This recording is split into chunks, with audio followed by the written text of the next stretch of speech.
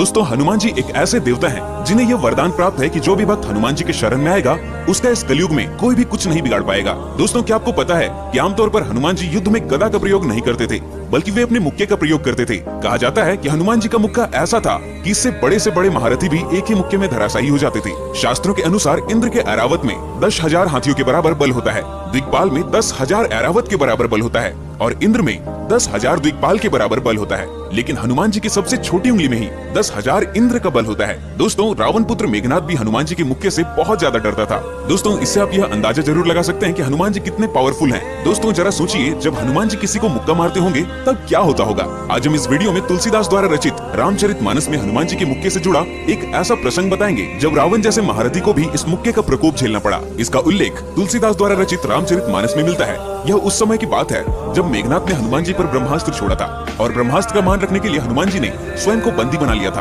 और उन्हें रावण की सभा में ले जाया गया। वहाँ रावण के सामने हनुमान जी की कई विशेषताओं पर बात हो रही थी, जैसे कि हनुमान जी का अपार बल, उड़ने की शक्ति और विराट रूप धारण करने की शक्ति इत्यादि। उस सभा में सबसे ज्यादा प्रसंग हनुमान जी के मुक्के की ही हो रही थी। जब रावण ने हनुमान जी के मुक्के की प्रशंसा सुनी तो उसने हनुमान जी से कहा, आपका मुक्का बड़ा ताकतवर है, आओ जरा एक एक मुक्के का युद्ध हो जाए। फिर हनुमान जी ने कहा, ठीक है पहले आप मारो। रावण ने कहा, मैं क्यों मारूं, पहले आप मारो। फिर हनुमान जी कहते हैं कि आप पहले मारो, क्योंकि मेरा मुक्का खाने के बाद आप मारने के लायक ही नहीं रहोगे, इसलिए पहले आप ही मार लो। दोस्तों यह सुनकर रावण बहुत ही क्रोधित हो गया और अपनी पूरी शक्ति से एक बहुत ही जोर का मुक्का हनुमान जी को मारा। इस प्रकरण की पुष्टि रामचरितमानस की यह चौपाई करती है, जान टेक कभी भूमि न गिरा। रावण के एक मुक्के का हनुमान जी पर कोई भी असर नहीं पड़ा।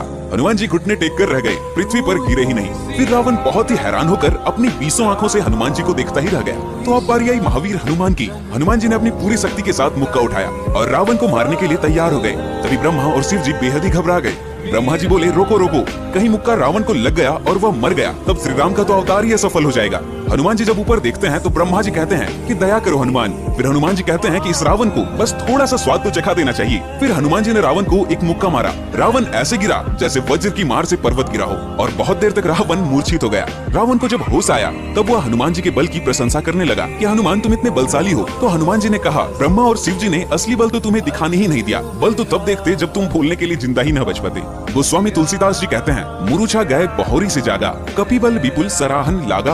रावण कभी भी किसी की प्रशंसा नहीं करता था, लेकिन मजबूरन हनुमान जी की प्रशंसा कर रहा है। इस प्रकार हनुमान जी ने बस एक ही मुक्के से रावण को उसका स्थान बता दिया। दोस्तों एक बार हनुमान जी के लिए हमारे कमेंट सेक्शन में जय बजरंगबली लिखना न भूलें।